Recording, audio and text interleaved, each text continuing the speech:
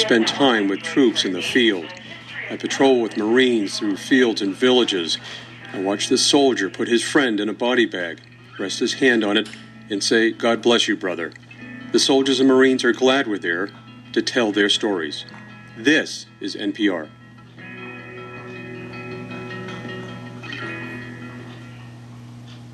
Support for Wisconsin Public Radio comes from Madison Gas and Electric, helping neighborhood organizations by providing energy-saving workshops and encouraging discussion on how to meet our future energy needs. Information is available at mge.com.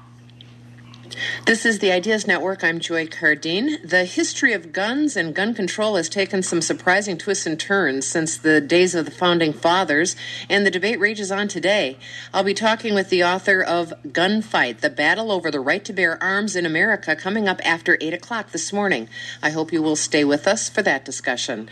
Right now, it's our big question debate.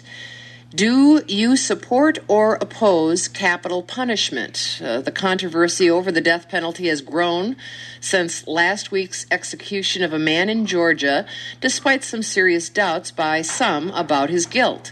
So we are asking you if you support or oppose capital punishment. So far, during our online poll, most of you say you oppose it. You can go online and vote in the poll at wpr.org/joy.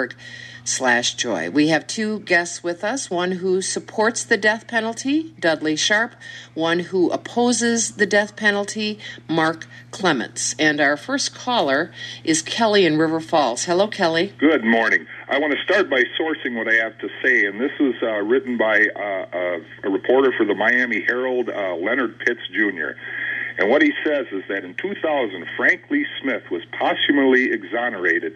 He had died 11 months earlier, 14 years after being convicted in raping and murdering an 8-year-old girl. The eyewitness testimony turned out to be wrong.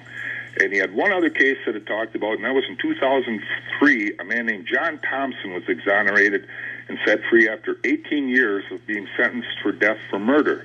The prosecutors hid exculpatory scientific evidence, and the eyewitnesses, again, were wrong.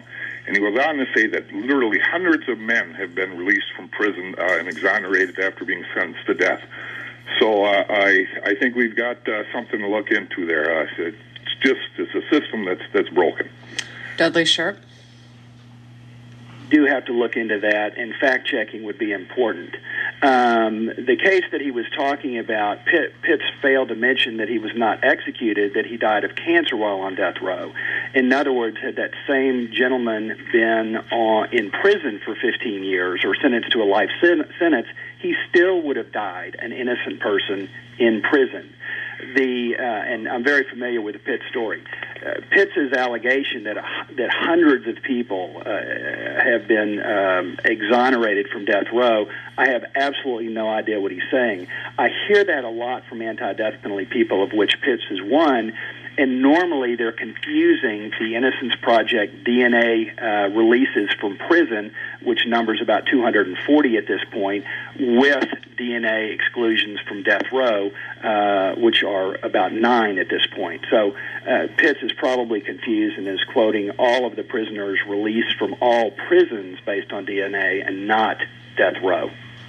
Well, is 9 being released from death row, isn't that too many? No, it's not too many. You want them. You don't want them executed. Well, like I said before, you're not going to have a perfect criminal justice system. The reason you have appeals is so that people who are wrongly convicted, either by the law or by being actually innocent, that they will have a venue to go through, and that's why we have both the appellate system and the commutation clemency system. Yeah, what's your response to that, Mark Clements? I totally disagree once again.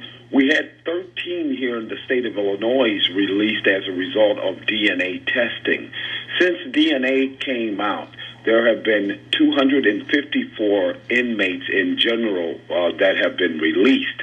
I differ the fact that men are given a fair shake within our criminal justice system. And speaking back to the Davis case where he stated the appellate court decision, I totally disagree. That's why the Supreme Court stepped in and overturned all of the lower court decisions and granted Davis the hearing. The appellate court decision was before Davis was able to gather 7 affidavits that really cleared him of this crime. Unfortunately, one of those affidavits that was needed was from a young man named Sylvester Red Coles, whom everyone believed committed the crime. So no way in the world was Sylvester Red Coles going to sign an affidavit exonerating Mr. Davis so that he could take Mr. Davis's place on death row. So I totally agree with his statistics. Let's take another call, and that will be from Lenny in Madison. Hello, Lenny. Hi, Joyce. I just want to say one thing. 2 things, actually. From my experience, and I was in law enforcement, and I was in the military. 37 states execute people. Ask us, the military and the federal government. My point about the death penalty is that it's final. Once you do it, and your guests that's for the death penalty admit it, the criminal justice system is not perfect. I worked in it. I know it's not perfect, especially for people of color. And that's why we get the death penalty 7 times more, and that's why more of us are in prison. So they should get rid of it. We're a modern city, we're a modern state, and even Russia doesn't have the death penalty. We should get rid of it. All right. Well, Dudley Sharp, is the death penalty racist? No, it's not. I mean, you've got whites are twice as likely to be executed as black folks are. White death row inmates are executed quicker than black death row inmates are. In the Troy Davis case about being racist, the majority of the witnesses against Davis were black. The majority of the jurors in the case was black. And so, I mean, the problem is, in 13 cases were not exonerated by DNA in Illinois. The total number of DNA exonerations where people were freed from death row because of DNA numbers 9. Facts are facts. Mark Clements? Well, once again, being here in the state of Illinois and being acquaintant of the former governor, George H. Ryan, who freed some of these men directly from death row, I totally disagree with Mr. Sharp once again. DNA has served to be a very good, useful fact-finding tool. DNA has cleared more people here in the state of Illinois that were in prison, put in prison based off of false confessions. Taken back to the case of Mr. Pitts, once again, I totally agree with Mr. Sharp on all levels. Here it is. You have a man that should not have even been in prison in the first place. His days of dying should have been spent in society, and perhaps if he was under better conditions, maybe perhaps he would not have died at all.